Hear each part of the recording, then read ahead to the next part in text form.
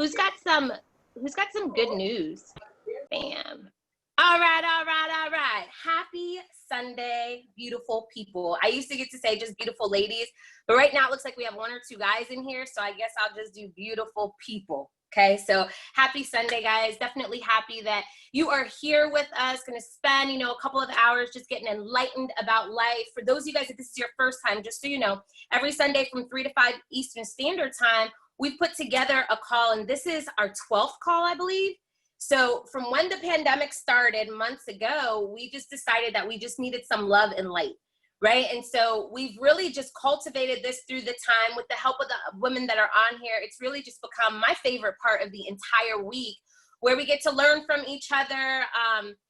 I think for me, it's more of just like a grounding, centering type of time too. So we do this every week. Just so you guys all know, you're more than welcome to invite people on here. There's no selling on here. If there's a speaker that comes on and they have a particular product, they'll talk about it, but we're not selling anybody. We're literally just passing information on. So my name is Hadiatu Dumbuya, and I will be your host for today. So you won't get to hear a ton from me. You're going to hear from the phenomenal speakers that we do have that are coming on. And for some of you guys, you've been on here, so you kind of know the individuals that are hopping on. And for some of you guys, you're brand new. Now we have 4 phenomenal speakers. Okay, so Christy Jones is going to be the first speaker that we have, and I'll talk about her in a minute. But we'll also have Mr. LaRonn Harris that is going to be on the call. I want to make sure, okay, good, Galen is on the call. We have Mr. Galen Duncan on the call, and Miss CC is also on this call. So we have 4 phenomenal speakers, different kinds of backgrounds, but all have valuable knowledge that we need to hear. I want to make sure that we capture what's going on in the world today, right? So as we start this, we need to understand what's going on in the world today.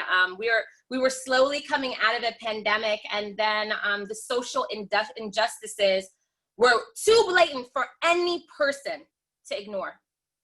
And it is important for all of us to understand that we want to be unified, but we also have to acknowledge when things are happening that are not wrong and make sure that your voice is heard however that is. So you don't have to be me where you're super vocal on social media, but what I would love to do is encourage people to always have open conversation.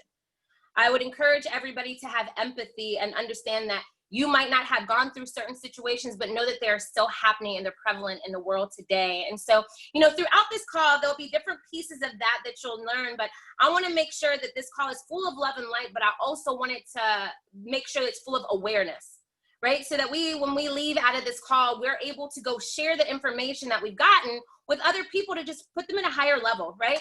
So we're going to get started with our first speaker. And for those of you guys that have been on, you know who she is. Miss Christy Jones is somebody that has become very near and dear to my heart. I met her a couple of years ago, and it was through a friend, and he was telling me all this great stuff about her. And when somebody hypes somebody up, you meet them and you're like, they weren't all that. It's like a movie. You know what I'm saying? They tell you, they hype you up about the movie, you watch the movie, and you're like, Well, she actually exceeded all of my expectation, her heart to serve. When you guys get to just hear from her, you'll hear her passion, her fire, her heart for people literally jump through the screen. Her smile is absolutely magnetic. Now, let me just give you her background. She is a wife. She is a mother. She is a champion for all people and relationships, right? So she's like your chief cheerleader for everything that you do. And for this call, she's Miss Get Your Life Right. So she's made us be able to reevaluate different thoughts and processes that we've had. And so without further ado, I'm so excited to introduce you to our very first speaker, Miss Christy Jones. Woo! Okay. So cute. I love that. I just feel like, oh my gosh, thank you so much, sis. I appreciate you. Hello, sisters. Welcome again to Brunchin with Beauties. If you're new and this is your first time, we're super excited that you're here. Please continue to share this with your circle. Hello to my fellas on the call. Cannot wait to hear from you. We are celebrating Men's Month this month, which is super exciting because, we as women, we always want to hear from our guys, right? Because, being a relationship coach, we think very differently. We really do. We could see the same thing, but we have a very different perception and understanding of it. And I think that's what makes it great, right? So we're not all thinking the same thing about the same thing. And so today I'm not going to be in front of you too long because, you know, I really want to give them the room to really share with us their passion and their life work, because that's what we're going to hear from today. And so, but based on, you know, Hadi and I talked a little bit this morning via chat, and something that she kind of sparked this conversation that I'm going to share with you today. And it really is, it's called Enduring Through the Pain. And I think that all of us are familiar with what that's like, right? Enduring through pain, whether it's physical pain, whether it's emotional pain, mental pain, relationship pain. We've all know what pain feels like. And so, especially in this season, in this time, there's just been a lot of heaviness, right? That many of us can interpret as pain. And so, you know, even like the heart pain, I've coached women and couples for 17 years now. And the pain that they've experienced individually, even collectively, is, you know, is just that, pain, because pain is relative, right? So, you know, what a pain tolerance for one person may be different for another. But the thing is that we need to honor that. Whatever our definition is of pain, it's important for you to not shrink that, right? And not allow someone else to give you a definition, right? So one of the things that kind of popped out when I was talking to Hadi this morning is childbirth. So many of you guys have heard this, the fact that I had 3 babies in 3 years. And so this wasn't my idea. This wasn't my plan or design. They are 14, 15, and 16 years old right now. And it's been, the first 6 years were really hard for me because there were 3 of them were in diapers. Like the oldest was in pull-ups and the other one was in diapers. And so this first 6 years I felt like I was a deer in headlights. But, you know, ever since I was about 13 years old, I always wanted to be a wife and mom. I talked about it all the time. I dreamt about it. I had a list of baby names for like 20 years that I just carried from school year to school year. So being a wife and mom was something that was definitely a part of my DNA. And so when I was pregnant with Sky, my first child, she's, you know, I was so excited. I wish I could have shared a picture. I might have to send it to Hadi to share next time. But I literally, my hair was like in curls. This was like when I was going into delivery.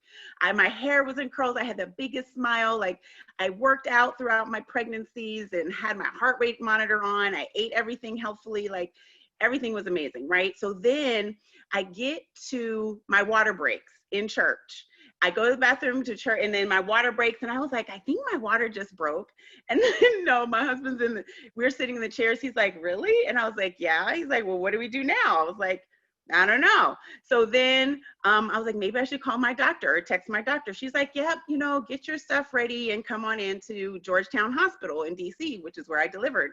And so when I got to the hospital, you know, I was still smiling and cheesing, you know, nothing really had happened. So this was like 11 o'clock in the morning on a Sunday. I was still there about, you know, 11 o'clock in the evening, still fine, breathing, contractions were kind of okay. And then we went into the evening. And the contractions really started to get really hard. Now, I wanted to go into this thing with no epidural. I was like, I had my yoga pregnancy classes and my breathing classes. Like I was all set, ready to go. And then it was probably 15 hours, right, of contractions. Then we went into 18 hours and I was still breathing, but the pain was, it's hard to describe. Those of you who are mothers, please put in the chat, y'all understand the kind of pain that we were talking about. Now I was about 9 centimeters dilated and I'm like breathing and the pain was excruciating. And all I could think was, oh my gosh, what am I going to do? My husband is trying to, you can't eat, right? Once you go into labor, I'm starving. And so he's sneaking lifesavers to me, right? And so when I went through, they call it crowning. This is the most intense time of pregnancy. And it's right before you're going to deliver, right? So the pain started to increase, right? You get, dilated and they check you, and that's even worse pain. And then you get to a place where you kind of black out, right? You go, you blank out like, okay, what's just happening? Is this happening to me? Is this what I'm feeling? Like this stretching and burning, and then the contractions and the pain. Now, that at the end of this pain, is going to be something that you have been waiting for what, 36 weeks, 38 weeks, 39 weeks, 40 weeks. You have been preparing for this moment. Christy, I'm going to stop you real quick. Let me tell you what you just did. Just so we all haven't gotten to the good part yet. No. Let me explain to you what just happened. So I've not birthed a child. I'm a stepmom. You've sealed the deal that birthing is not something that I'm trying to do. Like, okay, go ahead and finish, because I don't want to mess up your point. You have no idea what emotions you're putting me through right now. Go ahead and finish. Go ahead. Yes. And so listen, but the thing is that you were prepared. The point is that you were prepared for this moment. Your body prepared yourself for this moment. Your mind was prepared for this moment. Even though you had dreams like, oh no, this baby has to come out some way, shape, or form. And there's only a couple ways that it could come out, right? C-section or vaginally. So there's that panic moment. But then when you get into the moment before you birth, and the pain is as great as you can't even describe it. All you want to do, all you hope is that when you push, that you are pushing quickly, because you want to get through the pain as fast as possible. And so I was really fortunate. I knew how to push. So with Sky, even though I was in labor for 24 hours, it was literally less than 6 minutes that it took for me to push her out. So the pain felt like lots of minutes, right? It felt like a very long time. It was a very short period of time. And as soon as I was able to push her head out, the pain went away. The pain went away.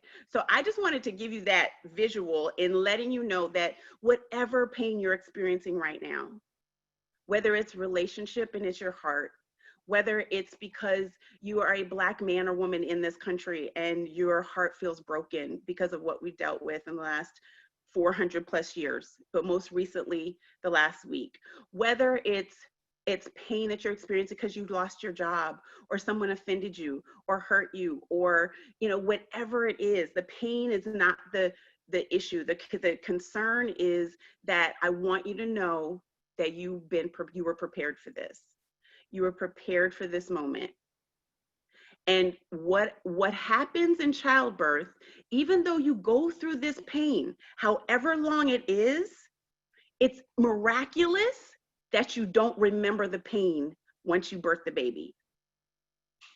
You don't remember the pain at all. That's how come people can have multiple children, right? Because if you remembered and you focused on the pain of what it took to birth the baby, people would not be having babies. But that's what I was thinking. I was literally thinking that, like what you just described, why would we do that? It's like signing up for something. Wow. Right. Okay, go ahead. But that's what's the beauty of it, right? And pain, there is purpose in pain. And so the pain that we're going through, and my heart has really been very heavy for my single women. For my single women who want to be married. My heart for the last month I've been praying and interceding for you, because I have a girlfriend who's 46 years old who wanted to be married since she was 5, and she's still not married, and she is a virgin, and she's been waiting for, her husband, and she's just numb, right, to life. And so I want to encourage you to, one, don't focus on the pain. Focus on the promise. Focus on what it is that you've been prepared for in this moment.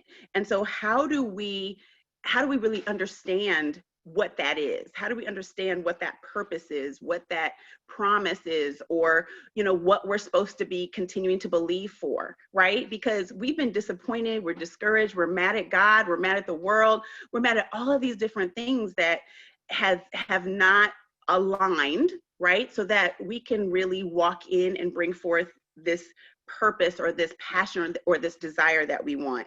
Because something that I heard this morning that was so powerful is that faith can fatigue. Faith can fatigue. We think that, okay, oh yeah, I'm a strong person of faith. You know, I've got the faith that I'm going to do this, or I have the faith that that's going to happen. But faith can fatigue. And in those moments when our faith feels tired, when it feels weary, that we can't give up. We cannot give up on whatever it is that we've been prepared for in this moment. We cannot ignore it. We can't get distracted from it. We've got to recenter and get still and come back to that place of knowing, you know what, I was born for such a time as this. I am supposed to be speaking on Brunchin with Beauties, that this is all aligned because I'm supposed to be connected with these women in some way, shape, or form for what it is that whatever the purpose is on my life, right? And so I wanted to encourage you that if your faith is fatigued, get still. Get still, surround yourself with people who are positive, who are speaking life, who are not distracting, who are not trying to divert your attention from what it is that you know you're supposed to be doing in this moment. Because it's not an accident that the whole globe has been quarantined at the same time. It's not an accident that we've been forced to be still, to be really reset our families, reset our relationships, really figuring out what's really important right now, because life before the quarantine, we were just on autopilot. We were just going through the motions, checking off the boxes, and now we forced to be still. We've been forced to reconcile what's right, what's not right, what's injustice, what is justice. We've been forced to be in this place. And so faith is action. Faith is action. Faith takes action. So I want you to write it out what it is that you are believing for. What is it that, you know, because when we're in a place of pain, we default to focusing on the pain, right? So if you stub your toe and it hurts and that's immediate focus right then and there. And so it takes discipline, it takes practice, it takes an intention to refocus on what it is that you want to see happen in your life, not what the pain has caused. So for example, because I deal with relationships and men and women all the time. So when women are broken in a relationship, they just had this relationship, they thought they were going to get married, and then the man ends up cheating, and now they're devastated, right? Because this was their life plan. Now what? So now, because they're focusing on the pain, they're not re-engaging in other new relationships, or they're not even opening themselves up to receive someone new because they're focusing on the pain of the past of what happened. And then they get stuck. And then every man ends up being the same kind of guy because that is what they're focusing on, right? So faith up. So increase your faith, increase your action in what it is that you desire to happen. And the last point is that I want you to know that you are stronger than you think. Because you've been prepared for this moment, because you are equipped to handle the pain that you're experiencing right now, that you are stronger than you think. And so what you are looking for, or what you feel like you are waiting for in this moment, it's in you. It is in you. And so I want you to step into it afraid.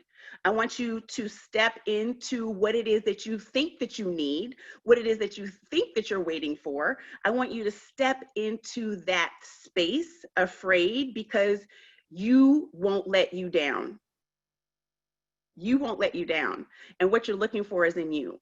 So you will never let yourself down. And if you do, then you're betraying yourself. You're betraying your purpose and your plan and really the promise that is on your life. And I know, when you know that, being a mom and a woman, we do whatever we need to do to make it happen. We do. We won't sleep. We'll sleep 1 hour, get up, work 1 job, 2 jobs, 5 jobs, whatever it is to make it happen, because you won't ever let you down. And so I just wanted to encourage you to endure through the pain, because at the end, when you push that final push of getting through the burning ring of fire through the 10 centimeters dilated, and you birth the baby, or you birth the promise, or whatever it is that you've been desiring manifests in your life, it's like the pain doesn't even exist anymore. But you have to endure through the pain. You have to, if you need the support to link arms with people to help you get through this pain, then don't sit there silent. Reach out to them, because they need you just as much as you need them. And so that's all I had, Hadi. I just wanted to encourage my ladies and my few amazing men on the call to continue to endure through the pain, because you guys, what's in you is prepared for this moment. Thank you, girl. That was life. And I think it applies to, what we're going through right now. People just don't understand what's happening. And I was talking to one of my friends earlier. It's one of my white girlfriends, and she was like, you know that things are happening, but you don't understand it. Like, you don't fully understand it because you haven't put yourself in it. And then you now feel bad because you don't fully understand it. And then you just feel yourself like not even moving, not doing anything. And you said it, like, you're going to feel pain in everything that you do. It does not matter what it is, but it's understanding that you don't have to stay silent through the pain, but you work through that. So ladies, like, you can even think about that when you're starting your businesses. So like, that's a birthing process. Like, whatever you're building, doesn't matter what it is, like, there's building blocks that have to be done. There's tons of pain along the way, but you've got to push through that. And so like in most businesses, or whether it's a home-based business or it's a traditional business, you will overestimate what's supposed to happen in your first couple of years, but you underestimate what's going to happen in the next 3-4 years. So you're not thinking about like, let me just get through this time. And so it's important for us to be there and not focus on the pain, because even in a relationship, if you focus on the bad stuff, more is going to come. Ladies, we all know that. Gentlemen, we know that too. If there are things about your spouse that get on your last nerve, you pay attention to that long enough, and what happens? Yeah, it's like they do it every 2 seconds, right? So exactly. it makes you want to go crazy. And last but not least, faith can fatigue. That's dope. Like, girl, using that. Faith can fatigue, but it's the person that you are that will push you through that. So I appreciate you. Love you to the moon and back. If you guys got questions, that you can put them in the chat. We'll get them through Christy, and we're going to move on to the next speaker. And this is somebody that I've known for years and years, like probably, lift your head up. Like, let me see. Hold on. I think I hear somebody else's background. I'm going to mute you out, Kenitra. Okay. I've probably known him now for 13 years. I mean, from when I very first moved to Detroit, and him and I were on the clubbing scene. Okay. So we used to party a lot. That was prior to me getting rid of my kidney. And so I might've had a couple of alcoholic drinks every now and again. Right. So it was way back in the day. So he was like a promoter. He's like one of the top promoters in Detroit. So I knew him from that. Always super respectful. Always had, like, he just was always poised, And so then we like grew our relationship through the time. We ended up sitting on like a nonprofit board together. And what I've learned through him is that he has a pure activist spirit. He does everything that he needs to do to make sure that voices are heard. And so, guys, I've never been a super political person. Like, that's just really not my personality. I'm just like, we'll do what we got to do. And I remember like the first time that I really took a stance was when we did Respect My Vote campaign. And so we were working on getting people to vote, which, just so we all know right now, that's something that we all need to be pushing for. We really need to start educating people on voting. And it's not just from the presidential side. We all need to continuously vote, and people need to know what they're voting about, because that's kind of why some people don't vote. But so we started working together there, and then he started working for Atlantic Records, and I saw him like doing everything with artists and entertainment along the way. And then he started his own business. And as he started his business, I have multiple sweatshirts, and he has one of the shirts on now. It's be humble or be humbled. Did you hear that? Be humble or be humbled. And I loved it the minute that I saw it, because I'm like, that's what people need to hear. Like, you'll get all the way brought back down if you don't get yourself together. And so, you know, I got to see him there. And then he moved away to Texas, you know, took his family out there, is expanding his family out there, started another business along the way. He's somebody that I've just watched, and I called him maybe like a week ago, and I said, listen, I've watched you do so many amazing things, but not enough people know. Like, not enough people get to hear what you say. Like, I share his posts on social media, but they're always so profound that I'm like, somebody else needs him as a best friend and not just me. Like, y'all need to hear from this man, right? And so I wanted to get him on here to talk to all of us, you know, from making the change. Like, how do you make a change? What are you going to do to make a change? And he's made some drastic changes in his life, been successful along the way, and is still in that exact same process too. And so without further ado, I'm excited to introduce you guys to my brother, Mr. LaRonn Harris. LaRonn, are you with us? Hey, how everybody doing this afternoon? We're good. I'm going to mute myself. You go do your thing. Thank you for having me, Heidi. It's actually been 20 years, not 13. We met back. No, it hasn't. Hold on, wait. I'm 38. No, it hasn't been 20 years. I didn't come here till after college. Don't be trying to give me extra years. Go ahead. You come to the club underage. You don't want to talk about that. You were underage. We did the candy bar in the year 2000. So that's neither here nor there. You know, when you know people, you can get in the club. You know what I mean? So, I mean, she said a lot. I really don't even know where to start. I didn't like prepare a real speech, but I mean, I guess we can start from success. You know, she said I've been successful. In the same breath, I said I have failed a lot on a path to becoming successful. For every one success I've had, I may have had 10 to 20 or 100 failures that people never see. And we don't talk about that. And, you know, failure is a part of success. It's not the opposing end of it. So, you know, in my journey, I've been unafraid to fail. And instead of falling on my face, I've happened to fall forward. And, you know, when you come from humble beginnings like myself, when you're at the bottom, there's really nowhere else to go. So I had to kind of claw myself up. You know, I come from an interesting background, a broken family. You know, my parents divorced when I was 5. My father got murdered when I was 7. Witnessed domestic violence in the home front. So I had a bunch of adverse childhood experiences that kind of shaped my personality, and it made me resilient. So I guess that's why I embrace failure. And from every failure, you know, I just learned a new way to do something, and I didn't take it as a form of defeat. So that's my whole spill on failure and success. As far as voting and what's going on now, to speak to what Ms. Christy was saying before with the pain aspect of what we all are enduring on some level, whether it's emotional, whether it's mental, whether it's spiritual, or whether it produced, you know, physical pain.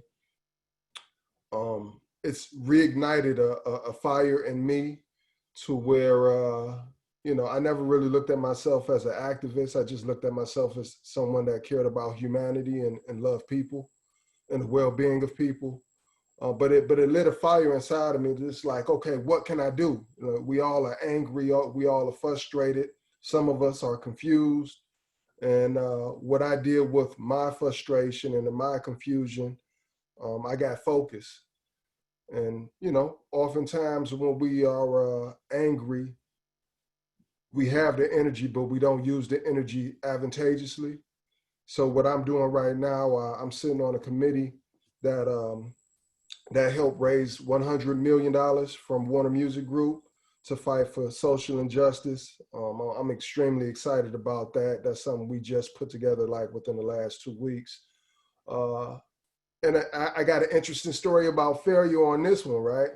So I reached out to the co-chair of Atlantic Records, and I asked to sit on the advisory board for, you know, Warner Music Global to make sure that the resources actually went to the organizations that are helping the people and the people that need it. And I was bested out of that opportunity because I waited too long to ask.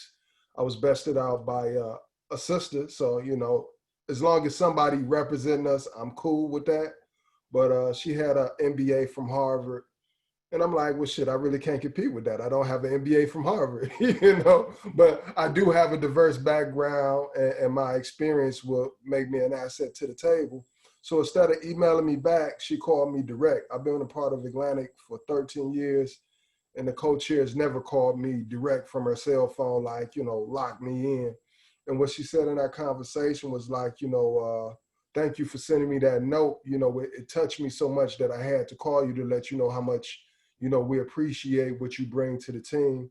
And long story short, they added me to the advisory committee for Atlantic Records. So I don't get the global, look that I was going for, but I still have a voice within the system, and I still have a voice with the person that did get the position. And I'm gonna do whatever I gotta do to make sure that resources are available to the organizations that's fighting a good fight on the behalf of humanity and on the behalf of our communities. So I guess I'm gonna just try to hit everything that Heidi talked about. The next thing is the election that's coming up. I don't want to be a salesperson, but I want to talk about relevant things that affect us all right now. With the election that's coming up, all of our focus should be voter education. It's important that we know what we're voting for and who we're voting for. We also need to make sure that people are engaged in with registration so they can actually be active participants in the process. So, Heidi, I will be reaching back out to you to pull all the team together for the Hip Hop Caucus, locally and nationally. But, everybody that's on this call, we all have a role to play within our house, within our families, and within our communities to make sure that the people that we communicating with on a daily basis are registered to vote, for one, and are informed on the things that affect us when it comes to legislation and the candidates. We need to make sure that we have more candidates in those offices that represent our interests over the lobbyist interests. So, that's one conversation. Another conversation in regards to the whole political realm that we're in right now, the census forms. I don't know if everybody on this chat has filled out the census form, but if you haven't, please make sure you fill out that information and submit it. I know a lot of people have great distrust for our government, and that's why they don't fill out the form. But when you don't fill out the census form, you're robbing your community of resources that it needs in the future. So, if you want your community to have all the resources that it needs, please fill out the census form. Please make sure your family and friends are filling out the census forms. I think I hit everything on the political front, Heidi. So I'll bounce around to the words that I live by: be humble or be humbled. This is extremely personal to me. I really don't make a ton of money off of this. It's more about the message and getting people that come from environments that I come from to, to not think too highly of themselves and to put God first and remember that, anything good that comes from us comes from him and not from us. And a lot of times when good things happen to us, we allow our ego to become our enemy. So in my case, like Heidi said, I was a part of an extremely successful network of businesses and events. And at some point it got to my head and I started to believe that I could do it all by myself. And God had to sit me down. And in the process of sitting me down, he reintroduced himself to me. And when I was sat down, I was unable to do anything for myself. I almost died in that process. I was actually hospitalized. And, I'm a prideful person. One of my guys came to the hospital and he saw the shape that I was in and he brought me a Bible because I had got so far away from the word, and very engulfed in the world. And I stumbled on Matthew 23:12, and it says, those that exalt themselves shall be humbled. while those that humble themselves shall be honored. And God had to tear me down to build me back up so that I could be what he designed me to be and not what I wanted to be myself. So that's like the whole backstory to, you know, be humble or be humbled. And, you know, if you're paying attention to world news, a lot of people are putting their foot in their mouth that are doing well. And as a result, you know, their businesses are suffering because at some point they forgot that, you know, it was God that put them in position to get ahead. And, you know, they fell in love with the resources more than the resource. And anytime we try to replace the resource with the resources, we're liable to hurt ourselves. So, you know, that's where I'm at with that. And then the other venture, I'm just going to bounce from thing to thing.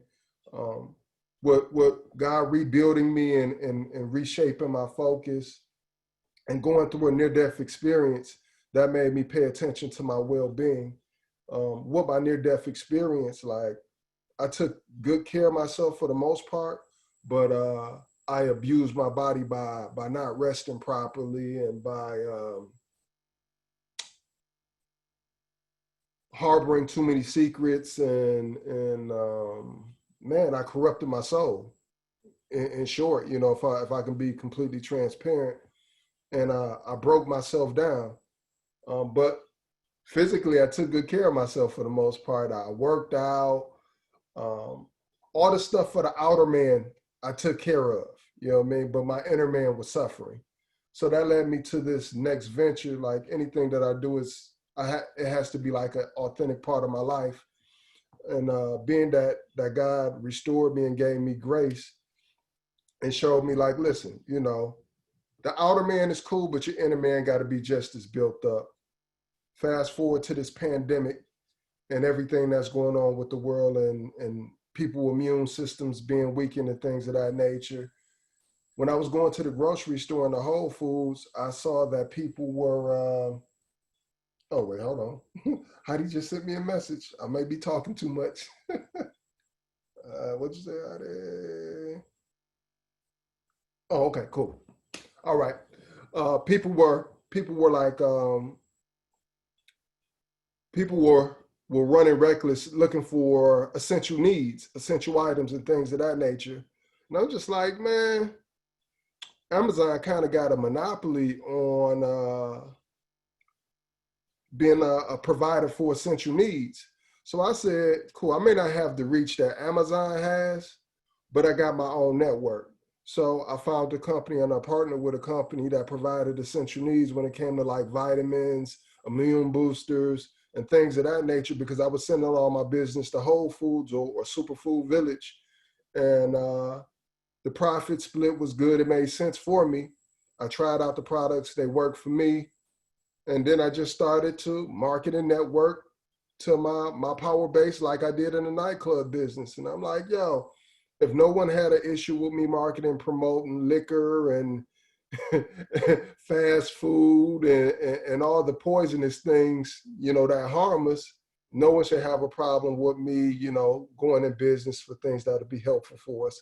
That's what led me to start this new venture with Essentials for Life, TLC. And the TLC is for therapeutic lifestyle changes. So, you know, if anybody has any essential needs, you know, whether you need to detox, you need vitamins for various different things that's going on, I'm your guy. That's all I got, Heidi. Awesome. So I want to ask you, you know, like with everything that's going on right now, LaRonn, tell me where your headspace is. So last week, this is what we did. We had 2 guys on. It was the first time we ever had men on. And I asked, like, you know, it's majority women on here. It might be 3 or 4 different guys that are on here. Like, what can we do? You know, for like a woman that's never been in that exact same position, what can we do to support men in our lives at this point that are going through it? So maybe you have male friends that, you know, you can't necessarily relate. Like, what can we do? Because I heard some people say, like, don't just reach out to your people to check on them. But it's like, well, what do you do? I mean, you're sitting silent. You don't know what to do. So what would make you happy if all the women in your life did this? Like at this point in time, what could we do? Well, one, just let us know that we're loved. That's like an easy one. That's a free gift that, you can give without much effort. Two, and I struggle with this in my personal life. So like I said, I'm gonna allow myself to be vulnerable and transparent. Like, give a space, because we fighting a lot of fights at one time. So, if say you're in corporate America and you're fighting Hold on, let me see. Let me get this person muted. Awesome. Okay, go ahead. So say you're in corporate America and you might be fighting inequality on a job. That's one fight. Then you leave work and you're a black man in America. You're worried about the police. That's another fight. Then let's say you have children, but you didn't necessarily have a good example or a good example of how to be a father or to be a husband. That's two different fights right there. Then you got your brother who's looking at you like you are his enemy. That's another fight. And then we have our own internal fights with our own demons that we don't talk about.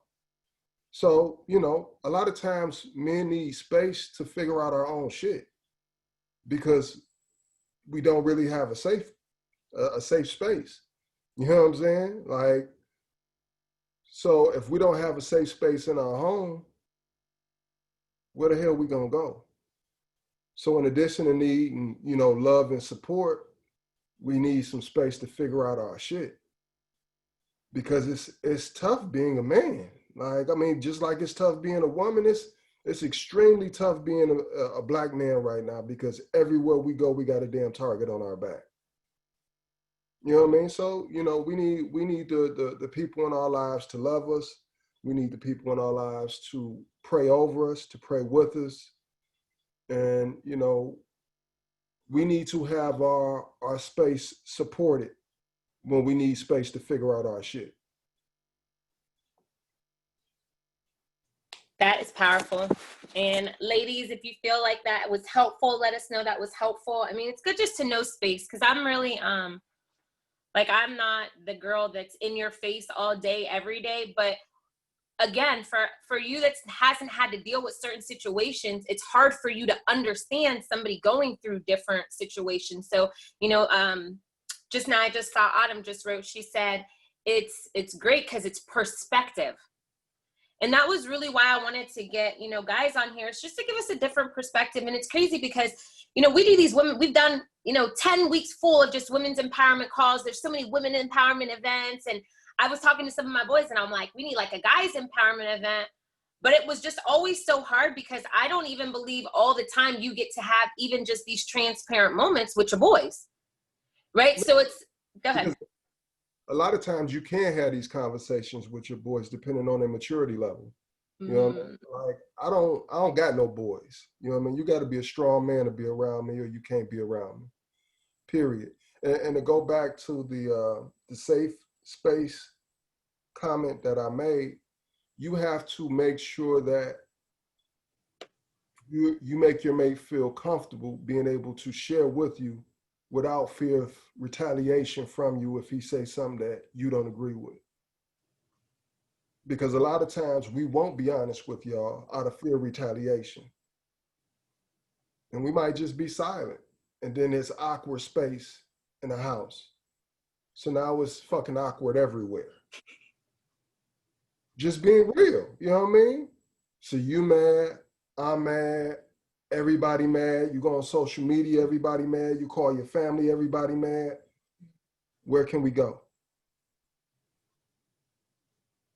That's solid, for sure. That is more than solid and great advice. I mean, I think all of us, could have just an introspective second, because especially with right now, I just feel like it's more sensitivity than ever, right? So you guys have been going through this all the time. We're just now starting to acknowledge some pieces of it.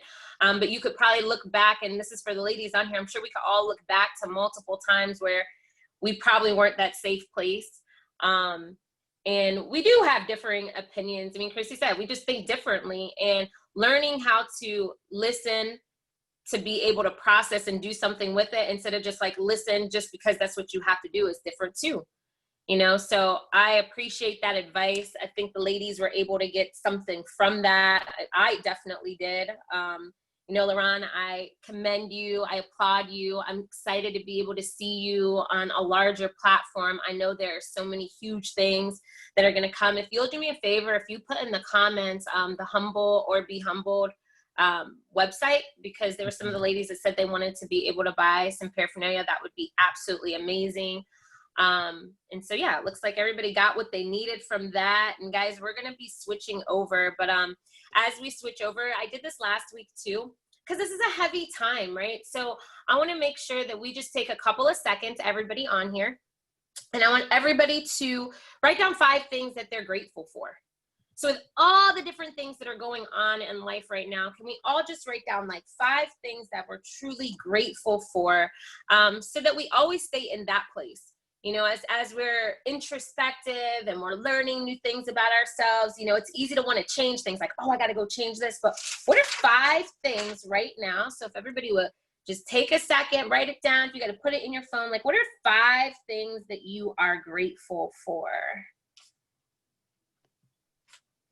And I would write that at the top. 5 things I'm grateful for. Hey, Heidi, it's not letting me put it in the chat. It isn't?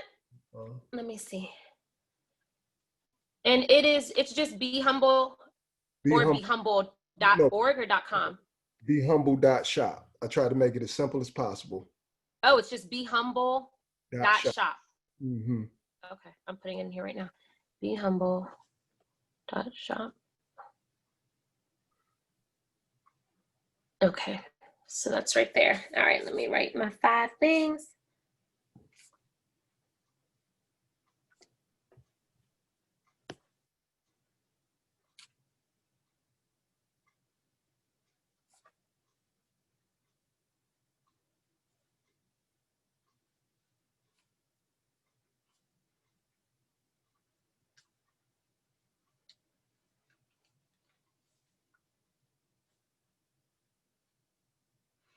Let me see. I'm going to pick somebody. Somebody's going to share what they're grateful for. Don, I'm picking you, girl. I know, because I haven't seen you in a minute. Yes, you, Don, while you're pointing to yourself. Yes, you. Everybody's still writing their 5 things down, but Don is out of Detroit. Don, tell us your 5 things that you are grateful for. She's like, shoot, I shouldn't have my camera on. I know. That's exactly what I was thinking. You know, I don't like talking. Okay. So I did write down my 5 things. The number 1 thing I'm grateful for is my mental health. With everything going on, and not even just everything going on right now, but just in life in general, you know, I've learned how to cope with things more in a better way than I ever have. So that's the first thing I'm grateful for. The second thing is my support system. So when I'm not feeling so great mentally, I have people I can turn to, my mom, my friends, you know, whomever. That's very important to have somebody to talk to, which is also something that I never really did before, reaching out to people when I'm not feeling so good, but I've learned that helps me a lot. And my son is everything. That's all I can say. He's everything. My career, for whoever's on here that doesn't know me, I am a nurse. And as challenging as it is, I'm still grateful that I was able to still have an income during the pandemic. Most people didn't. It's challenging, but it's rewarding too. So that also uplifts me when I'm not feeling good as well, when I'm able to help other people. And the last thing I wrote down was just my life in general, just being able to wake up every day, take care of my son, just being able to just be here, period. That's what I'm most grateful for. Thank you. We appreciate you. Faith just said you're a great nurse. Didn't you take care of her mother-in-law? I did. Yeah. Awesome. Thank So you, thank you, Don. Thank you for sharing. Zanita, you're up, girl. We're going to go ahead and get you. I see you, girl. I see you. Listen, when I said something about having your camera on, I saw like 10 people turn their cameras off. Like, she ain't getting me. Like, people were quickly taking that thing. So Zanita, go ahead, unmute yourself, girl. Tell us 5 things that you're grateful for, love. Hello, love. So number 1 and number 2 will always be Aaron and Mizan. They are my blessings. They are my 20-year-old and 18-year-old daughters. And Hadi, we are the same age. Actually, I take it back. I'm a year older than you. So to put it in perspective, I am 39 now, and I have a 20-year-old. So growing up as I am growing up, my children taught me so much. It has been the biggest, best roller coaster of life. And I am grateful for it every single day because they teach me about themselves. They teach me about myself in ways that you wouldn't imagine. It's, if any parent can relate to this, parenting yourself out of or into your kids. I've got my one artistic daughter and my one super intellectual daughter, and it's like I see the duality of myself and them, and I'm like, how do I parent that, you know? But every day I get to be grateful because I wouldn't be the woman that I am without having had them. I wouldn't. So that's 1 and 2. You're trying to say that stuff because I just said birthing a child sounds scary because of what Christy says. So you're trying to talk me back into it. I see what you're doing. I'm just kidding. Go ahead. We can be mommies in multiple ways. You do not have to do that because I did have natural for both of them. My number 3 is Brunchin with Beauties. I have not done so well throughout this entire experience. I'm a part of the hospitality industry, have been for the last 25 years. So restaurants, hotels, and we were some of the first ones to be affected and shut down, and have a lot of people in our industry truly struggle. So to have a safe space to come to every Sunday and be uplifted by yourself, by Christy, by every other newer added, sorry, it's a little loud in the hood. There are mini bikes all the way around. But to be lifted up and shown a ton of love by, you know, Kina and Erica and Janelle, all these different speakers and all these, and Delilah. Let me explain something. Delilah helped my whole life. She helped a lot of people. So this resource is so dynamic and it's so unique and it was so needed. And it's so needed even on some of the Sundays when, I'll be honest with you, there was a Sunday I could not get out of bed because of everything that's going on in our world. But there's a recording. There's a recording that I was able to pick myself up and be blessed by it. I'll wrap it up. I am truly grateful for my faith because it has gotten me through so many of these tough times and so many tough times throughout my life. LaRonn really hit the nail on the head when he said, you know, failure is a part of success. It is a part of success because you do have to pick yourself right back up. So I am grateful because I had faith that I could do whatever it was that I could do. And then the last is that I am grateful for having a heart for other people, because I am realizing more and more how, unfortunately, how selfish and how dispassionate and unconcerned there are so many in our culture and in the world. And I'm grateful to know that, you know, I used to think I was super selfish, but I'm like, I do love people, would give you the shirt off my back, you know? So I'm grateful for that because it's something that had to be cultivated. I appreciate all of that. And just so you guys know, Z actually stopped by my house one day and she was like, I'm just dropping something off at your door. And she brought me like flowers. And literally, I mean, I'm not like huge on gifts anyways. Like, I don't really need a whole lot of anything, but it was the thought of her going out of her way, driving to my house to drop something off just because of these calls. And so, you know, I appreciate you for sharing that and sharing your heart, because for me, I need these calls too, you know, like as we do these, it just helps you just to get yourself re-inspired, makes you think about different ideas and things that you need to do along the way. And so we're going to go ahead. I'm like looking at the time just to make sure that I'm right on time. And you know what? I'm going to do one more. I'm going to do one more grateful. And I wanted to get my cousin on here, but it looks like she jumped off. So I'm going to get Faith. So I see Faith's camera is on, and Faith was not going to, Faith, when you do this, Faith, you can't cry. Okay. So like Faith is she's my emotional sister that she might be excited and start crying, right? So look, you swallow it. I see it coming right now. Faith, swallow it. But it's because she's just so passionate and so helpful. And Faith, I want you to tell everybody 5 things that you are grateful for. By the way, she's one of the most thoughtful people that I know, always looking out, taking care of everybody. So Faith, tell me something that you're grateful for, love. Well, there's so many, but you said we only could do 5. Yes.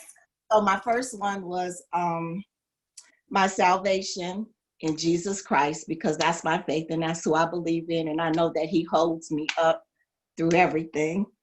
Then second would be I was trying to say my husband and my sons, but then I said, that's my whole family. When Christy said that you find out that you're stronger than you think you are, we had an incident where Otis was on life support and had an accident. But before that happened, the day of, our pastor had asked us, what were we grateful for that year? And I looked to somebody next to me and I told them that I said that God has shown me that I'm stronger than I think I am, but I didn't know in 10 minutes or so that faith would be tested, because Otis was in a car accident and then put on life support. But God is faithful in everything and the support that came. So it would be my family. That would be number 2. Then I said health, because I've gone through so many things within the last couple of years, which is just kind of like I don't have any control over that, but didn't know. But God has proven faithful again through that, and bringing friends and family around that have been able to be supportive. And I know that they're praying for me. And then I said provisions, which all of it cultivates all together. I'm looking at Denise's face over here from when I found out I had COVID and everything. And she came to the rescue for some things, some immune fighting boosters and stuff. Or even you, Hadi, when Otis was on life support and things like that. So just being a part of this culture has been so supportive as well. And I'm a faith-believing person, trust in the Lord, and I know that he will give me what I need, and finding out that I am more stronger than I think I am. And then I would say just life in general, because there's been so many things, but I thank the Lord for, like I said, the ladies that I met so much through everything. And I'm keeping it in, so I'm burning up on the inside. So I'm gonna stop right now. But that's it. I'm just grateful. I know you always are. I saw it bubbling up in you at the beginning. Way to go, Faith. I'm proud of you, girl. I'm proud of you, right? I'm in heat. No, but you guys, I like doing these grateful moments, because sometimes, because you have so many things that are going on, that we just forget that. And, you know, I've added my grateful list into my morning affirmations. And, you know, I suggest that you do that too. And sometimes it might be different things that you're grateful for that day. Like you might have had a cold the day before, so you're just happy that the other side of your nose is free. You know, it's okay, whatever it is. Like, it's cool to be that. So I am thankful and grateful for you guys. First and foremost, you know, this platform has been everything for me. Family is super important. And, you know, the faith and fortitude to like follow through with the things that I know that I'm supposed to do. Because it's so easy to get distracted. It's so easy to not do things because you don't want to do things. And so, guys, I'm grateful on a consistent basis. And we're going to go into our next speaker. And this is somebody that I have known for a long time. I haven't like spent a ton of time. You guys know I'm super transparent. I haven't spent a ton of time with him, but I had heard about all the different things that he did. And what he doesn't know is that years ago when I joined the NFL, so I started working within the NFL while I was in college. And while I was working within the NFL, I was working for the Indianapolis Colts, and there was a department that I was working in, and it was called player development. And it was really just like, it was something that I was so mesmerized by, because I felt like there were so many athletes that were talented in the sport, but didn't know how to transition into life, didn't know how to like acquire life skills along the way. And so when they were done playing the sport, I felt like they just got kind of left out there. And I was so excited to know that there was a department within every NFL team where there was player development. So we were able to like help the guys get their lives together. Okay. So, you know, Chrissy is Get Your Life Right on here. He's Mr. Get Your Life Right when it was pertaining to the NFL at that time. So when I met him, he was working for the Detroit Lions. And as you guys know, I worked with one of the Detroit Lions players, and so I knew him from that. And then I've just seen him like escalate and grow and do different things along the way. And now he's actually in Cali. So he's going back to Cali. Okay, so we're here in Detroit still, and he's now in Cali. And the last couple of weeks on LinkedIn, and I want to say on Facebook too, I was seeing him post. He was doing mental health like moments and spending time talking about mental health. And just to piggyback on what LaRonn said, like, you know, some people have a safe place with their guys that they could talk to, and some aren't that fortunate.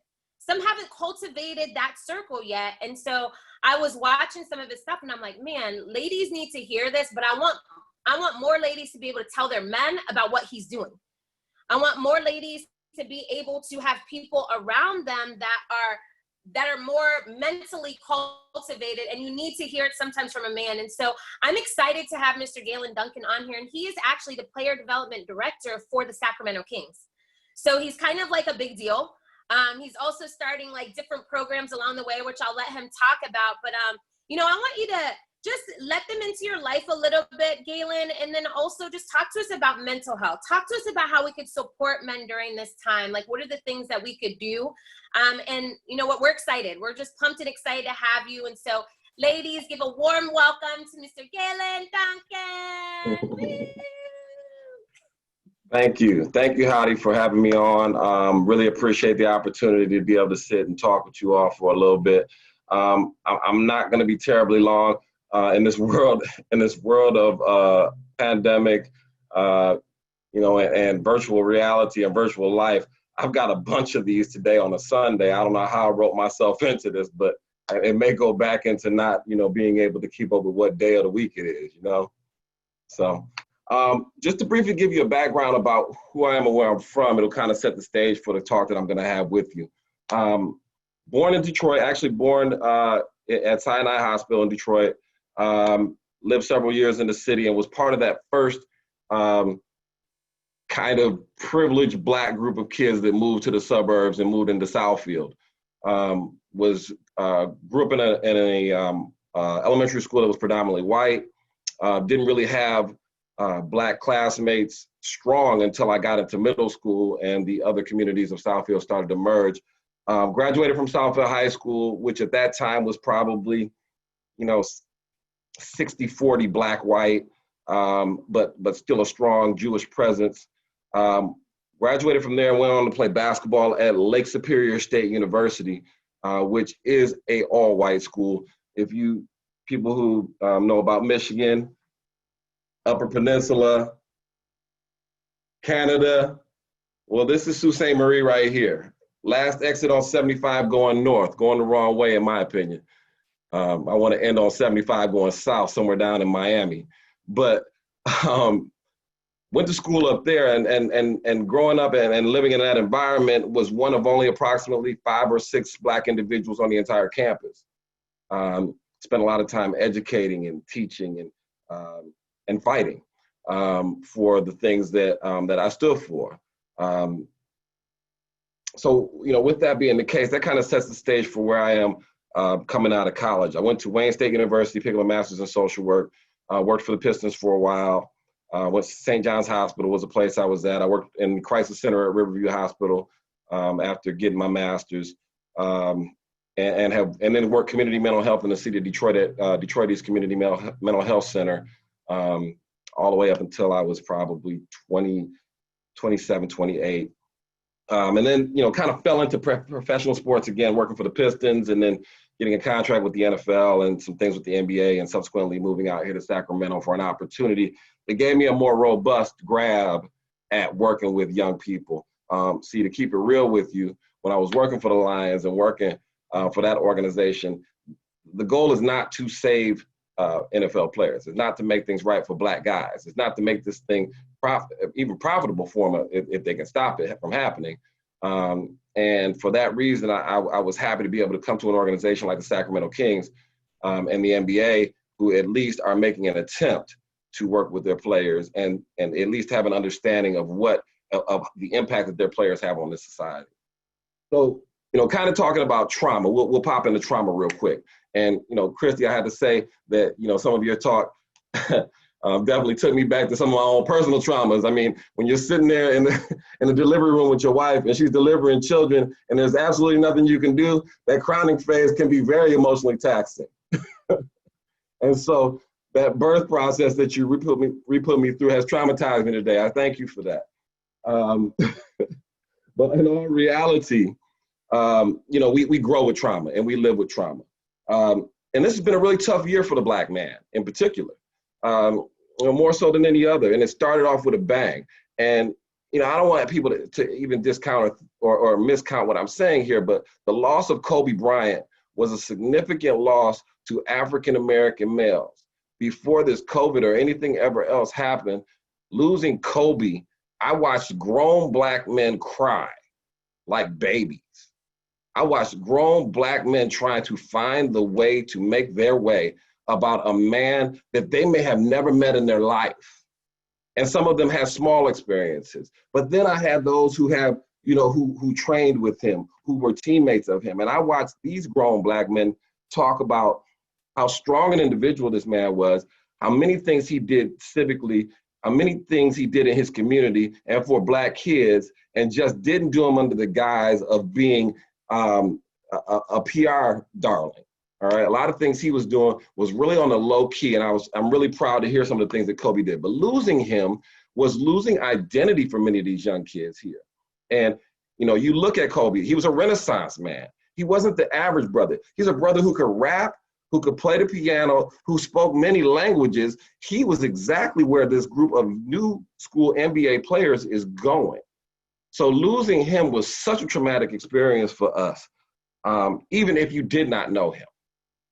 The next thing happens on the list, and I even looked at a newspaper at how blind we were at one point. There was an article where they were talking about Kobe's death. On the right-hand corner of the front page, there was an article about COVID and what it could potentially do to the United States. So you bring that portion of it in too, and all of a sudden we miss this and we're in a pandemic. So, what jobs are cut? Most of the people that I know who got furloughed from places were lower line employees. And who are the lower line employees? Us, all right? We were having trouble finding these jobs. We weren't the VPs, and I was lucky, to being in that position myself. I was able to maintain my salary. They were basically paying me for sitting at home and working from home. But I watched some of my contemporaries who weren't in that same position, have to figure it out, all right? Then, for the brothers, and I know my brother LaRonn will side with me on this, we lost sport. We lost the ability to watch sport.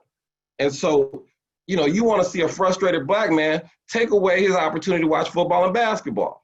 I mean, those are the two joys that we have in our life. The opportunity to recap that next morning with SportsCenter, which is going to play over 3 or 4 times the same thing that we just saw, but we're going to watch it anyway, because that's what we do, and that's what we need.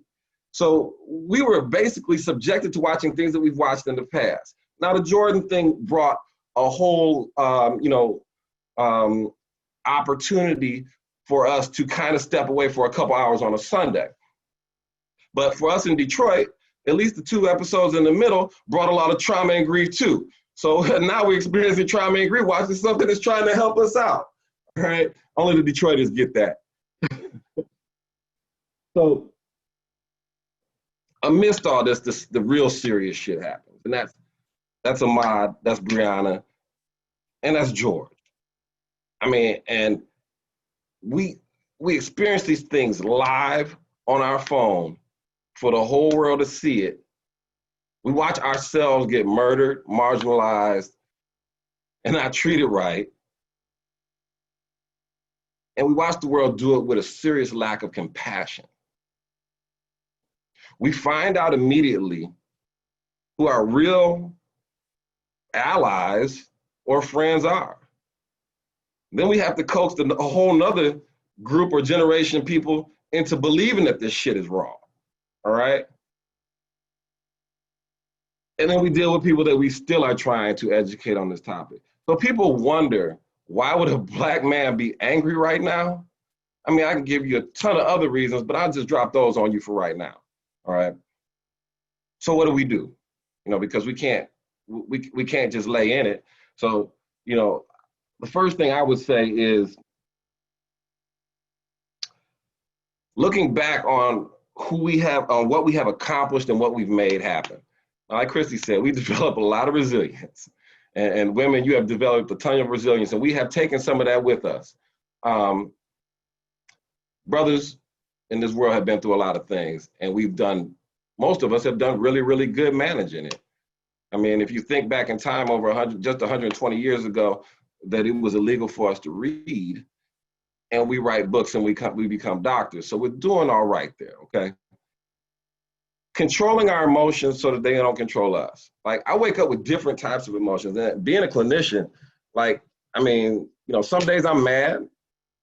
You know, some days I'm sad. Some days I'm like, shit, I'm glad it's a pandemic. I can lay in the bed another 2 hours. You know, I had those moments too.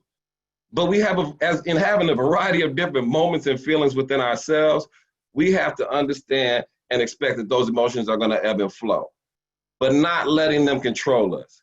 I mean, we can have emotions all the time, and we manage them at work. We manage them at play. We manage it in the supermarket when somebody cuts us off on our car. We manage just fine, but we have to realize that we are managing. And in these types of situations where we're a little more susceptible to being pushed over the limit, we have to recognize our feelings and then control those emotions. Using the past to find good. You know, like, I'm glad Hadi mentioned this, is that we have friends who are Caucasian, who we know, who are in this with us. We know we got some strong white brothers and sisters who don't care about what the status quo is, and they're riding with us succinctly. And I love those people because, you know, somebody asked me the question, well, how do you feel about white people now? And I said, I feel the same way I feel about them. I felt about them in the past. Nothing has really changed. The only thing that's changed is that when I have to sit down and put my top 10 together, I know that half of them are probably going to be white people that I know who will stand back to back with me and fight just like I'm going to fight.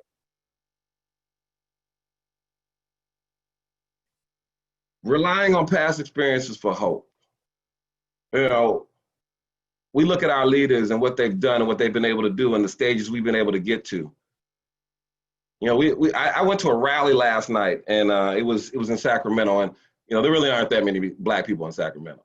There really aren't. It's a small group, and you know, we marched from our facility past the Capitol into a large park, and we had all of our past greats available to talk, and we had many city leaders and civic leaders available to talk, and I looked into the crowd and I saw just all kinds of people of different races, just pissed off and not happy and not standing for it. So those are the things that were bringing me hope, in this whole situation. So to stay mentally secure in this situation, just to kind of bring it to a head, is I think we have to evaluate ourselves and where we are each morning. When you get up and as we're moving back out of this pandemic, going back to work, having a better schedule, we talked about our gratitudes, Hadi, and then somewhere in your day, I want you to sit where you have a mental evaluation of yourself and the mental evaluation of those in your house, all right? You know your kids better than anyone else. You know your spouse better than anyone else. If they're not themselves, we have to ask that tough question sometimes. Are you okay? And within that tough question, because Brother LaRonn will tell you, is the first time you ask us, we're gonna say, yeah, we good. I'm good. It's about the third or fourth time that we turn and yell at you, we're not okay. All right? Don't take that personal. It's not about you. It's not about you. It's what we face every day. You guys had some very valuable points before I even stepped on stage. I hope that what I'm saying, what I've said, kind of brings some of that full circle and, connects some of that dot. Thank you for having me.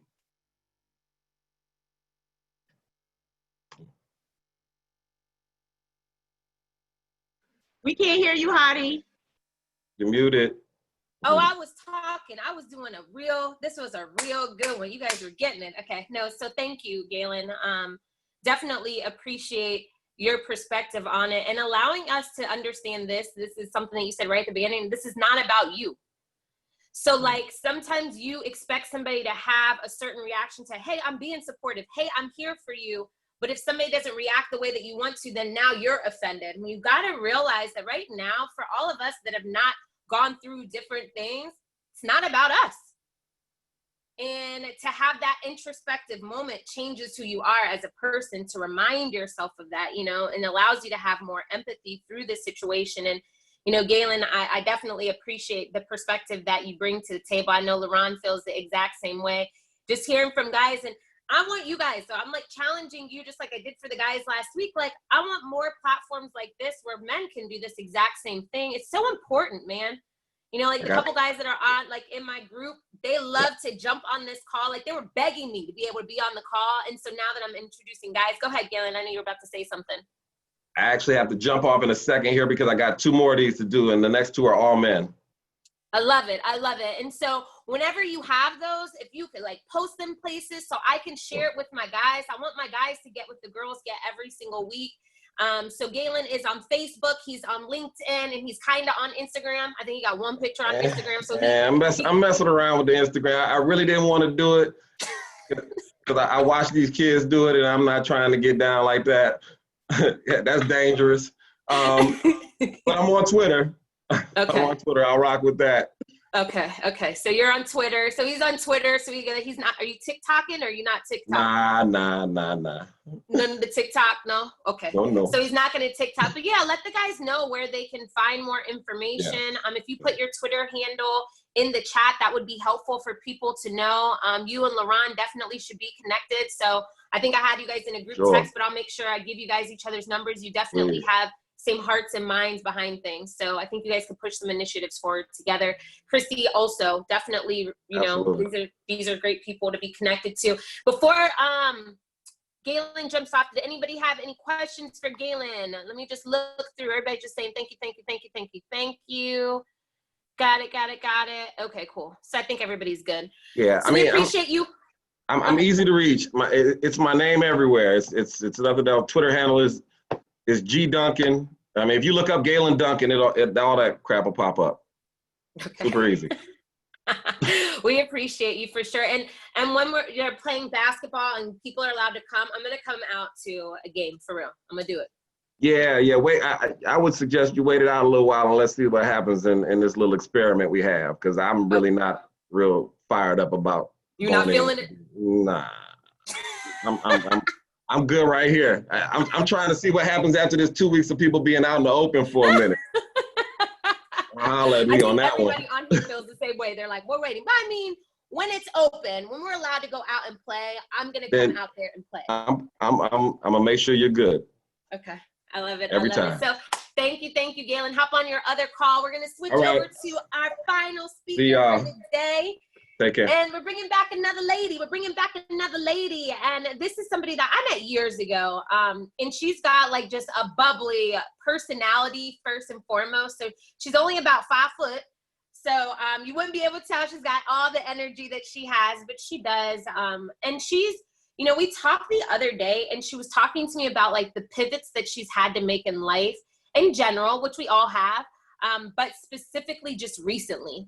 And I felt like it would be very powerful to hear her speak. She's been in her passion for years and kind of transitioned out of it. We'll be transitioning back into it. And I want you ladies to be able to hear her mindset behind what she does. So, you know, most of the ladies that are on here are entrepreneurs or aspiring entrepreneurs. And so we've gone through different trials and tribulations. I think that all of us that are on here, even the guys that are on here, you want to get to the point where you don't ever have to have a boss, don't have to answer to anybody. But what if that doesn't work and you got to go back and do that? What does that look like?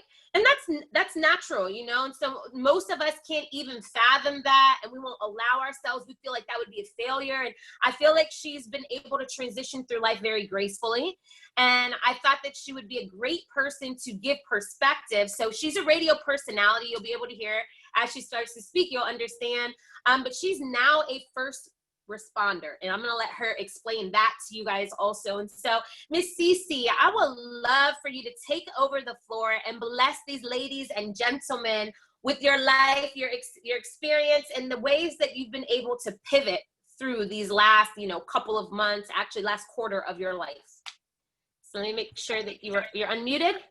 Yes. Hello, everybody. How's everyone doing? I'm assuming everybody's fine. Short briefing, radio personality. I went for my passion after I went through a bad divorce. So divorce may make you do some things, okay? Or may make you pick up a to-do list of what you didn't acquire when you were in that marriage. And I have a checklist. I've told everyone I was going to be on the radio. I've always been told I had a radio voice, and I went for it. Working full-time, 2 jobs with kids in school, and graduating with my business management degree. I felt that wasn't enough. I went to Specs Howard and still working 2 jobs. I went and got that communications degree with them and ended up being on the radio before I actually graduated. Specs Howard. Can you hear me? Okay, I'm sorry. I saw some freezing going on. I apologize. Heidi, I couldn't hear you. Your screen was frozen for a second on my end, but I could hear you, so you're good. You're good. Okay, go ahead. Great. Okay. I don't want anyone to lose anything in here in this moment. With everything going on, I want to tell people how resilient I've been. Most people who've been in my situation will probably be brought up in the corner crying because things are not going the way they wanted. I actually stepped away from my passion, which is radio. Who would love to be on the radio? So want to hear your voice permanently on the air, like it or not.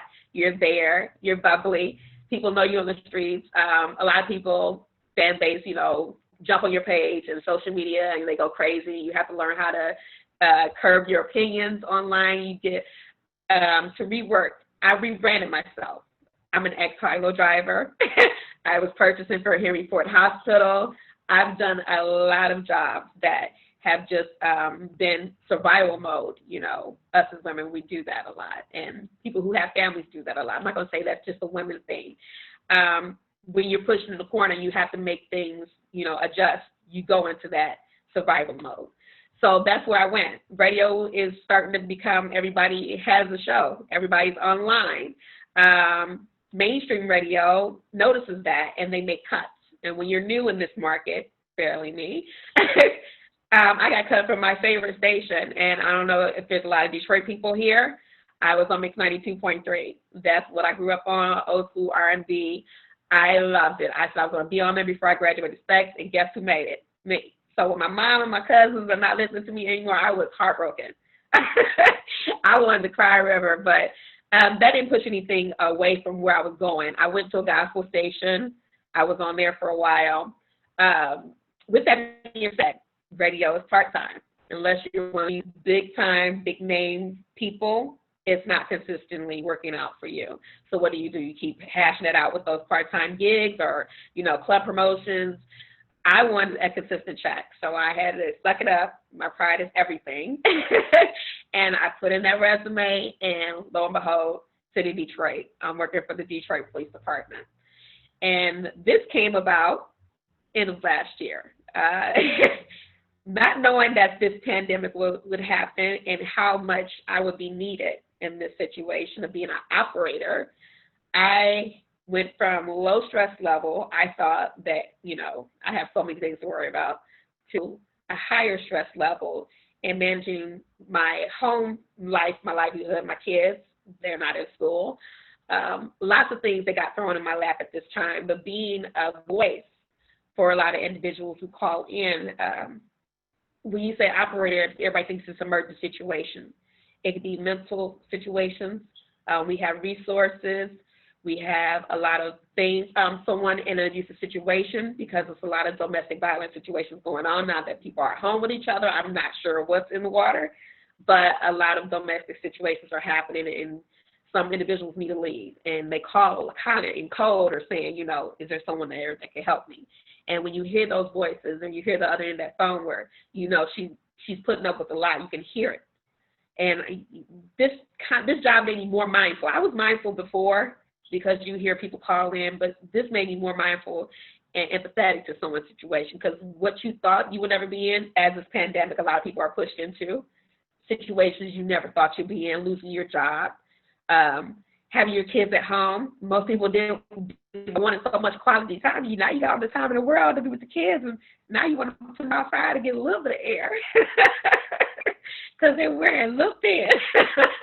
Or you might want to push them outside because my sons are gamers, so I'm like, you're going to look at the TV all day. What in the world? It makes you mindful of a lot of things that you took for granted. I love to have time. I'm a Kindle book reader. I love to have that moment of just sitting on my chase and just reading. That's just me personally. I didn't get to do that. They're like, you're first responder, you're going in. Oh, guess what? You're going to have a 16-hour shift. And that was thrown in our lap because we have more calls coming in, more emergency calls coming in. Mental resources. They wanted to retrain us to add some more situations, and being that the chief of police gave our number out for our department on air, Fox 2 News, okay, we had an influx.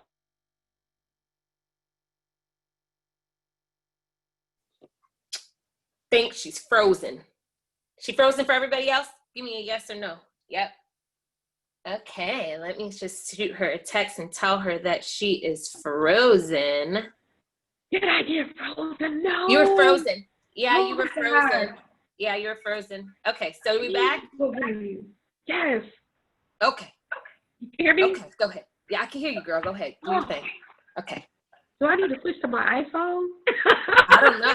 What are you using? Your computer? My laptop. I'm sitting here and I'm thinking I didn't know which one would be better, so I'm probably just gonna go with the iPhone next time. Okay, well, it looks like we're good right now, so we'll go ahead and rock it out. Okay, great, awesome sauce. That's my word. If you ever hear anyone use it, I coined it first. Life gives you a lot of lemons. I want to say just be resilient in this time and age. Don't get deterred from your passion. I know my passion button is on pause, but in the meantime, I've done speaking, events. I've lent my voice to a lot of things. You don't have to always be on air or be in that limelight to get your voice out there. This is what you love, do it. If you like to volunteer, do it. I want to say a lot of people reinvent. They've been doing what? Sewing the mask. I've seen so many entrepreneurs jump out here. Don't be scared in failing. Was it LaRonn? You said to fail is to succeed. It's for success. Okay, I'm trying to get this out. That was that little glimpse of I like that. I like that word that came from there. But don't be ashamed. Don't think that someone's not or hasn't went through the same thing you've went through. It's beneficial for your moment.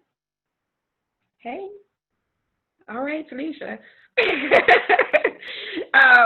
But no, I just want to sit there and just give something that can give someone that is in that space, that headspace where they feel like everything's going and falling apart. I was married for 10 years. I thought I would be married for forever. I thought my fairy tale would be forever. And sometimes you grow away from that situation. Right now, I think I dodged a bullet. I'm doing good. When she told me the story about the pregnancy moment and having the baby and going through the pain, I was that individual that watched the baby story. I don't know if a lot of people are up on that.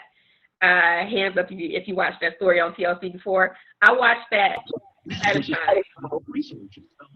And with that information, I was the first one when I went to the hospital to ask for an epidural before the doctor could actually say it was an option. So I'm not a pain person. I've always tried to put something away that buffers my situation. So myself, I'm an ex-like high-low driver.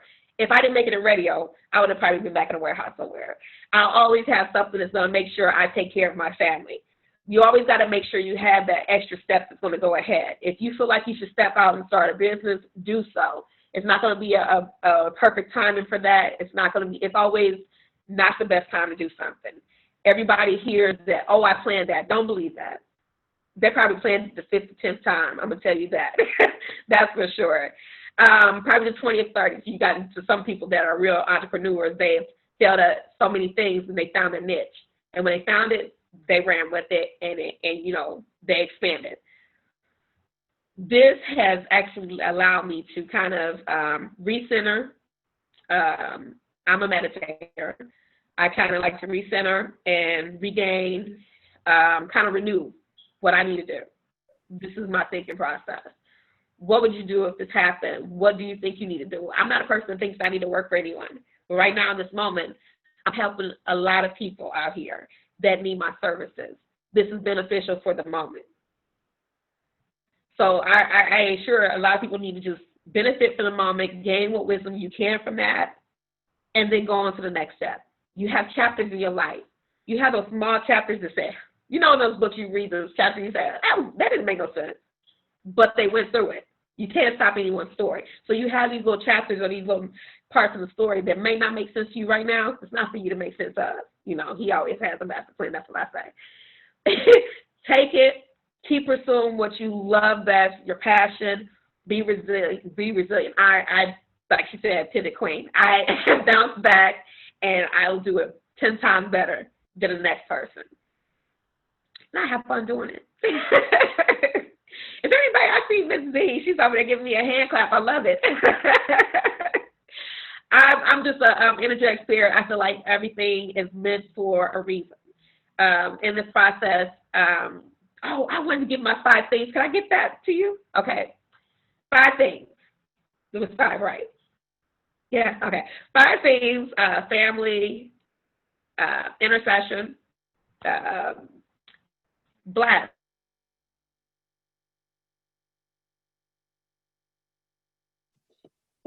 We can't hear you again. But it looks like you're giving us something good, girl. Boy, it looks like you're really giving it to us. Boy, oh boy. So yeah, okay. So you were like there and then it was gone. Jeez Louise. Okay, this is horrible. So I hear you now. We hear you now. It's cool. Okay, so I was saying my 5 things. I was saying intercession, family, love, blessings. When I go with family, my kids are included in there too, and strength to be resilient, because I feel like if I let things build up and make me, you know, crack and, you know, it's easy to get depressed, I'll say that. It takes effort to move on from where you failed. A lot of people fail in that department. They rather be in that, you know, that bucket of depression. And I'm not going to say it's for everybody. It hits you sometimes when you least expected it. And that's where we're at right now with a lot of people getting a lot of things that they're not used to. You know, when you're resilient, I've been through a lot. And if I could, I'm going to write a book. That's what I'm going to do. That's my next move. But if you can line up all the things in your life, are you done? And if you can answer that with no, you're not done, you have more in you, then you have more passion in you too. Go for what you want to go for. I say that all the time. My kids, they have a mindset out of this world, and they have so many things that they want to do. And I'm always their number 1 cheerleader. Now, I kind of sad sometimes, but, you know, I'm the number 1 cheerleader. Because I don't like dream killers, those people that are naysayers, because it can happen. When you redefine your worth, your reasons you are here, you end up with the resources you need. And you have supportive conversations like this. This is awesome. Can I say that? So I hope you got a message from that. I'm all smiles. I'm sending smiles to everyone. If you have any questions, let me know. Awesome. Thank you, Cece. And I think, you know, for all the ladies on here and gentlemen that are on here that have maybe just like some entrepreneurial dreams and or passions, there's so much that you can learn from Cece, because I think what happens is once you figure out like what you want to do, you're like, I'm ready to go. I want to just do that one thing. And if anything like starts to deter you from it, you start questioning that same dream that you had. Yeah. And it doesn't have to be like a question that you have. It's reminding yourself that this is one of the small chapters in your large novel, that this is just part of what you need to do. It's about being resilient. It's about pivoting. So for those that do have businesses, you've had to pivot your business during this pandemic. And if you haven't, your business hasn't grown at all. You've had to pivot your mindset behind it, even your heart behind it, because a lot of times, you know, as you start a business, at the very beginning, you're trying to make money. Like, your purpose comes later. Like, if somebody says, oh, I got into it just because like, you want to make money. And what I think a lot of people had to realize during this pandemic, that yeah, your goal is definitely to make money, but you have to have some passion and heart behind it, because people are in such a sensitive place. And if you have something that you have in your life that you've been doing solely for money and you don't truly believe the full benefits, it's going to have to fizzle away, especially in times like now. Like, you got to believe in what you're doing. And I think it's just very important that, you know, for everybody that is on here, that you find some different things that you believe in. And I think most of the people that are on here have a home-based business, or all a part of multiple different home-based businesses. I am a huge proponent for home-based businesses.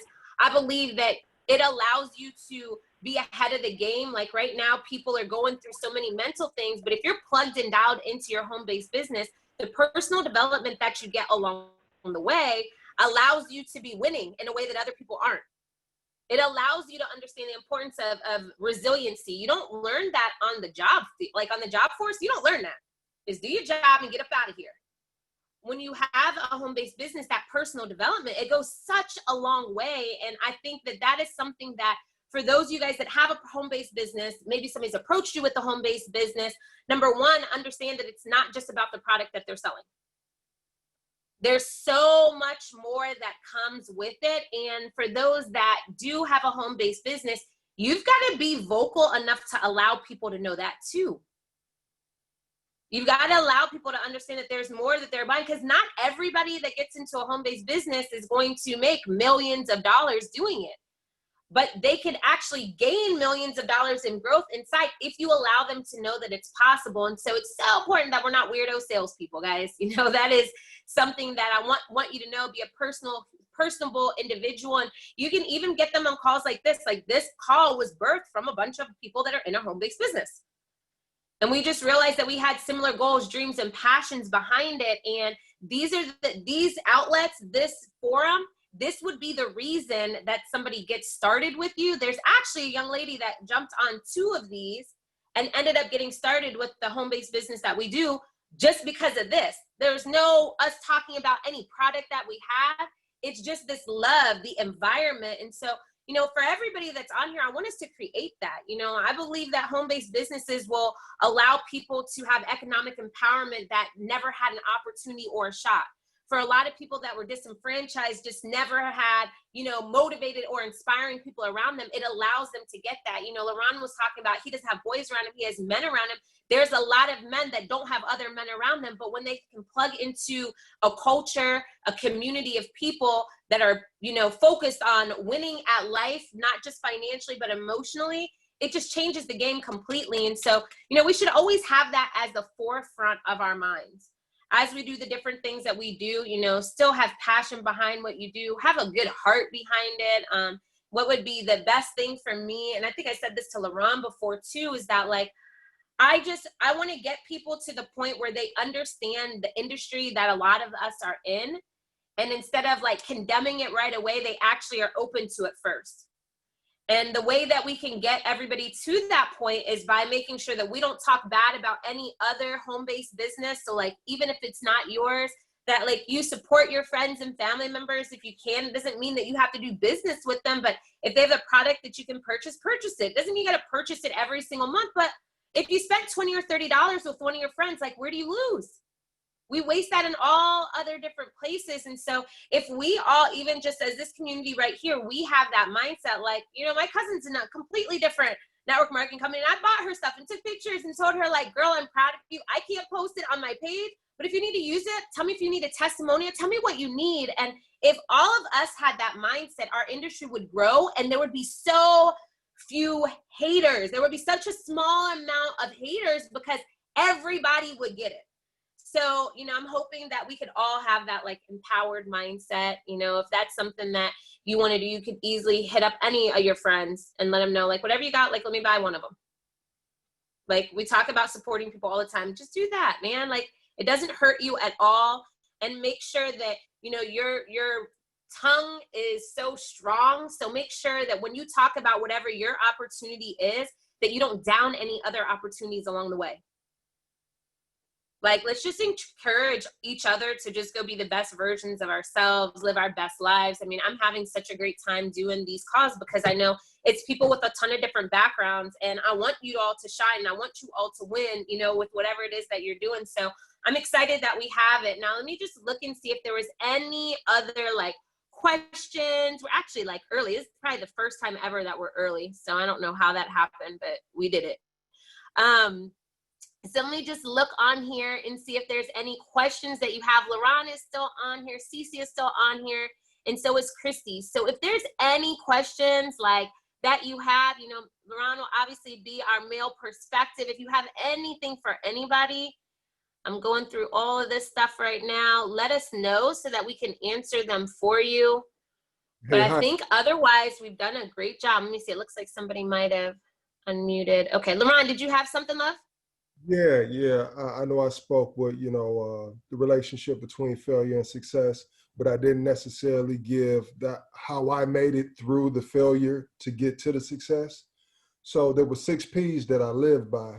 And yeah, we all get in business to make money and to make profit, but that can't be our why. We have to establish a meaningful why that'll keep us going when it gets tough. So the 6 P's that I want to share with you all, first lies in your purpose. Before we come into this realm, and once we come out of our mother's womb, you know, God, he assigns a divine assignment to us. We all have a divine assignment, and we have to identify what that assignment is. So that's what our purpose is. Once we tap into our purpose and we are in line with, you know, with God, everything else is going to work itself out. So the first P is your purpose. The second P is your passion, something that you're passionate about. 10 times out of 10, your purpose is going to be tied into something that you're passionate about. That passion is going to keep you fueled up. Once you identify your purpose and your passion, you got to write out a plan. This is where you got to be accountable. You know, you write your plan out. So you got your purpose, you got your passion, then you write out a plan. Once you get your plan together, you're going to need to tap into your power base, your support group. You're going to need people. So you got purpose, passion, plan, then people. Then your 5th P is perseverance. When you get to the failure part of the journey, which we all do, and sometimes, you know, when we don't have a strong esteem, it affects our life stance. You're going to have to persevere through those tough times when you get hit in the mouth to keep going to get to success. Because if you give up when it gets tough, you'll never get to the point of the journey to where you enjoy all the sacrifices that you made. And then the last P, and which is the most important P, is prayer. It goes back to the resource. You know, prayer, that's the tightest game that we can have. You know, when we get low, we all get winded, you know, we all get frustrated, but God will give us the strength and the endurance that we need to make it through any time. So you got purpose, passion, plan, people, perseverance, and prayer. And those are the 6 P's that got me from failure to success every time that I fail. Yeah, I couldn't get off of this call without saying that. I had to. No, that's perfect. I'm like writing it down right this second. Purpose, passion, plan, people, perseverance, and prayer. That is a great way to end this bad boy out, ladies. And let's apply that in our lives this week. You know, everybody has different things that they're going to accomplish, and the world is slowly opening back up. And I think one of the things that is going to be very important is for us to all focus during this time. You know, it's going to be a different world that we're going into. We don't even know what it's like, but I know like restaurants are opening and all these different things are opening. And it's just important for us to make sure that you're like staying safe, make sure you're doing the things that you need to health-wise, and that you don't just get out here because you're excited that you can be out. Like if we could all make sure of that, that would be so important, because I just feel like when you tell us we can't do something, that's all we want to do. And then you tell us like we're allowed to go, we might wow out, right? So like we can be a part of the people that are not like wilding out, that would be great. You know, let's be smart along the way and have the other people that are around us be that exact same way. You know, when I was talking to Cece, okay, somebody said repeat the piece. I'm going to do it again. So it is, I had it in my notebook. It is purpose, passion, plan, people, perseverance, and prayer.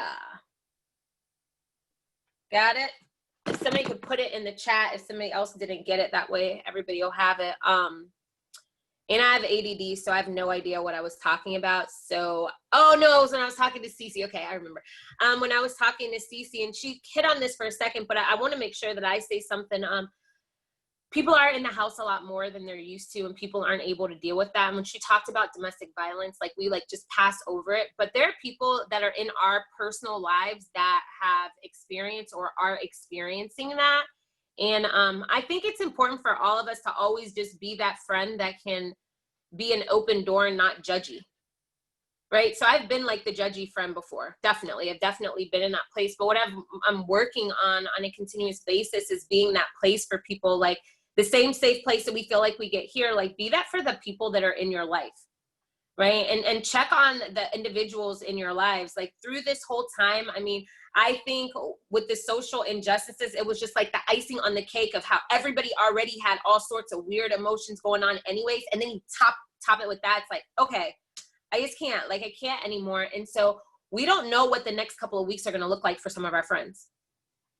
And so it's important, guys and girls included, white and black, like opening the door to conversations. And, you know, my best friends are not black. My best female friends are not black. And I've had like really tough conversations with them. And I challenge us all that are on here today, have those conversations with your friends. You know, I talked to somebody today and he was telling me that I feel, and maybe I'll say I've felt, that if you're being silent, that was like you just kind of like saying everything is okay. But, you know, he gave me perspective to understand that sometimes you're silent because you don't know what to say. Like you're so confused, you don't know what's going on, and it doesn't mean that you agree with anything. And so, you know, I'm going to make myself be aware of that. Like people don't know what to do because not everybody has been in this situation before. And so I just think that it's important, and Christy talks about this all the time, is that we just work on communication. Consistently work on communication with the people that are in your life, the people that you want to maintain great relationships with, and be okay to have the tough conversations. Jessie talked about that last week. She was like, nobody wants a tough conversation. We try to run away from it. But if there is a time to have it, it is right now. Like, hopefully we'll never be in a place like this again. But right now is the time for us to have these tough conversations with our friends and, you know, understand that racism does not just go one way either. Right? The social injustices, that is, we understand what's going on there, that we get it. But racism does not go one way. And we all play a part. And so I said this on one of my posts. I'm like, just do your part. Can't change everybody, but do your part. And be aware, like catch yourself when you're doing stuff. We all know, we've all been there and all done stuff we're not supposed to and said stuff we're not supposed to. Be aware of those things and be that friend that helps your friends become more accountable so that we can help with the change process. It looks like, LaRonn, you unmuted yourself. So if you wanted to say something, go ahead, love. Oh yeah, I know you had spoke to, you challenged me and Gavin to create like a men's version of this type of community. So, you know, I had forgot to tell you, but the challenge that you gave me when we spoke last week, like I'm gonna take you up on that. So I'm sitting on a men's mental health awareness panel on June 20th. When I get the flyer and everything, I'll post that. And then tentatively, I should get a confirmation, hopefully this week.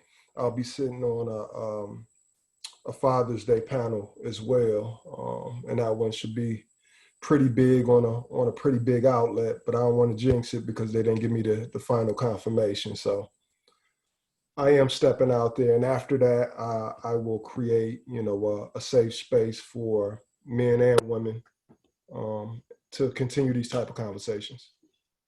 I appreciate you, LaRonn. I know I just got to challenge him a little bit. You see, like the way he's set up, all I got to do is challenge him. He's going to go get it done. So now I know what I need to say, right? Yeah. So, a lot of people go through this. Like, what prevented me from being vocal and open before was fear. You know, fear of being judged, fear of being criticized. But at this point, fuck fear. I'm past it, you know, and I got to move forward. That's where I'm at with it. I love it. I love it. I love it. Let me see, Christy, before we get off, let me see if Christy has anything. Christy, do you have anything to leave us with as we're jumping off here? No, I'm so excited to have had the guys on. That was amazing. Just to have, like you said, their perspective and insight. It's very helpful, I think, to us as women to really be able to listen to them and hear what it is that they're saying and how they see the world. And it's very helpful. So thank you, LaRonn. Thank you, Dr. Galen as well. It was really great. Thank you also, Cece. It was awesome having you on. And as always, I love you ladies. And thank you, Heidi, for this platform and the ability to pour out. Yes, it is my pleasure. Well, we're going to go ahead. It is literally 4:59. Like, this is unprecedented, okay? Like, we have done the do to be able to get off on time. It's probably because we had guys on here talking, right? Because the girls, we go talk for like 3 hours. The guys they're right on time. They do exactly what they're supposed to. We're gonna talk about moon stars and quasars. So I'm so thankful for everybody getting on, just checking the chat. Let's do this. Make sure you guys, LaRonn's Instagram is, I am LaRonn Harris, or did I just make that up? Okay, cool. Put that in the chat so everybody has it. Tag Galen, tag LaRonn, tag Christy, and all the posts so that everybody can, you know, follow them, see what they got going on. Make sure that you're is it behumble.shop? That's what it is.